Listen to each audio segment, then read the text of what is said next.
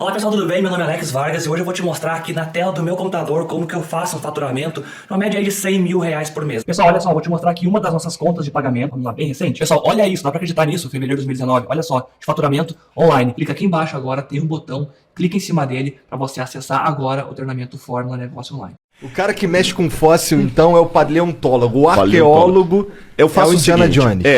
Exatamente. Indiana Jones e Jurassic Park. É a maneira mais fácil de entender.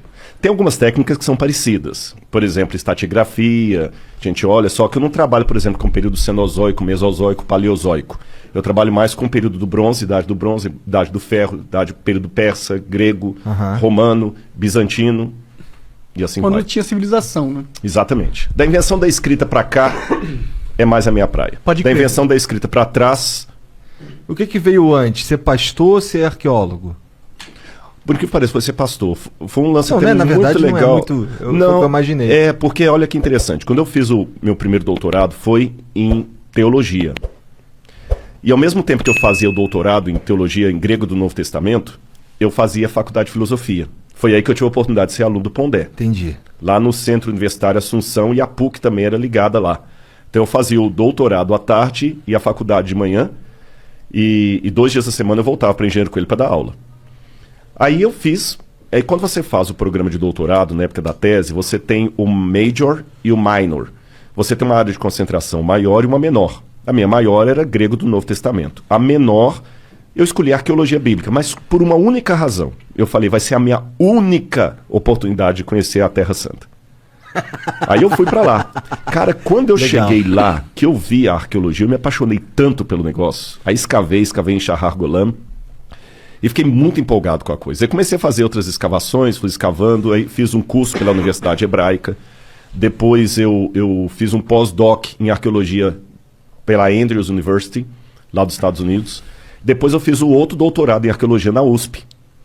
E foi muito bacana. A primeira vez que eu fui para Jerusalém, quando eu estava voltando, eu lembro que tem uma frase que os judeus falam muito, que vem desde a época do cativeiro babilônico, Lashana Rabaa ve Yerushalayim, ano que vem Jerusalém. O cara falou, você vai voltar aqui? Eu falei, nunca. Porque voltar lá... Então, Cara, foi 1998. ano que vem Jerusalém, Jerusalém. Aquilo tudo? Lashana, ano, né? Lashana Rabaa, ano que vem, Yerushalayim, Jerusalém.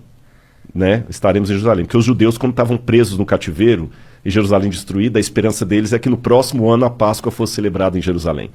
Então criou-se um lema. Eu falei, nunca. Voltar a Jerusalém é como Armstrong falar que é voltar à Lua. Não, é uma vez só.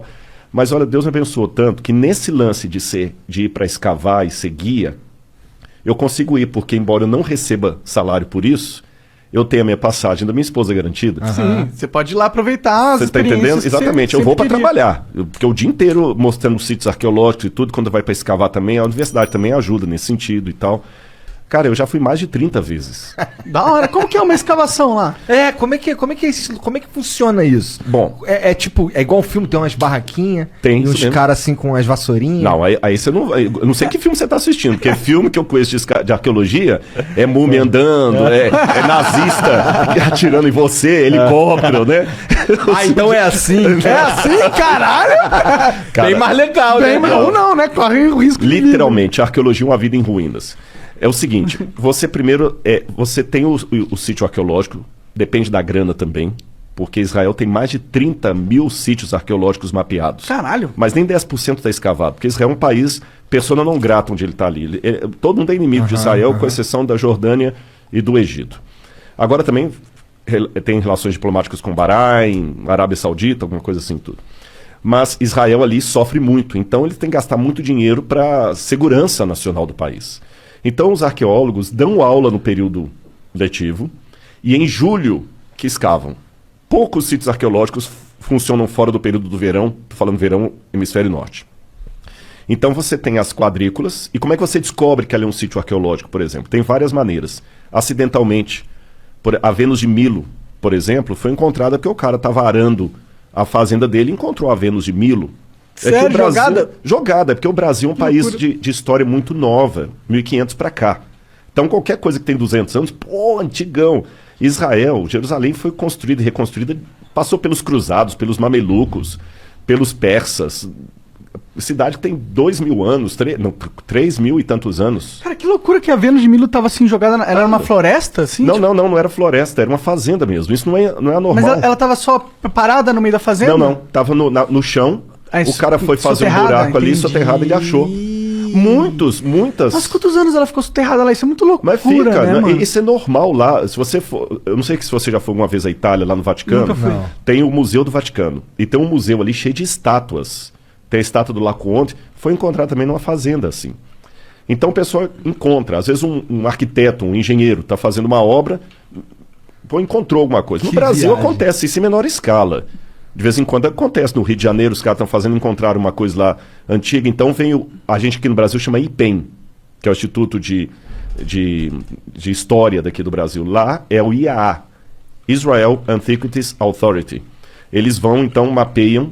Aí você pode ter uma arqueologia de resgate, que, olha, você tem 20 dias para limpar tudo. Ou você pode entrar com uma ação com o governo, pedir para mudar aquela plana, uma rodovia, por exemplo, que é muito importante que encontrou ali. Aí faz as quadrículas, escava, depois cobre, volta no verão seguinte e escava. É um trabalho meticuloso. Como que escava isso aí? Tem várias maneiras de escavar. Mas geralmente você faz as quadrículas, então imagina como se fosse um grande tabuleiro de dama. Cada um fica dentro da sua quadrícula e vai escavando, não é fazendo buraco não, você vai ter que descer no nível por igual. E vai percebendo a estratigrafia. Porque o que acontece? Vamos supor que aqui, eu vou bagunçar um pouquinho o seu negócio aqui. Fica à vontade. Vamos supor que onde está o livro aqui fosse uma cidade. Tá. Dessa cidade bonitinha, construída, veio a ação do tempo, terremoto, guerra, destruição, abandono, o pessoal abandonou. O pessoal na época não tinha trator para fazer uma terraplenagem como hoje, ou terraplanagem. Aí você vinha, constrói outra cidade por cima. Repete o mesmo processo. Guerra, ação do Como tempo, eles constroem por cima? Eles não reformam, eles jogam terra, sobem o nível e constroem por Exatamente. cima? Joga terra, constrói por cima. Isso eu estou falando há Entendi. 3.000 anos atrás, 3.400 anos atrás. Construiu uma outra cidade. Aconteceu a mesma coisa. Veio ataque, guerra, abandono, botaram fogo e tudo. Veio um outro pessoal, construiu outra cidade. Depois eu arrumo de novo os escudinhos. Não, aí. fica à vontade. O que acontece com o passar do tempo? Você vai formando uma colina de camadas arqueológicas.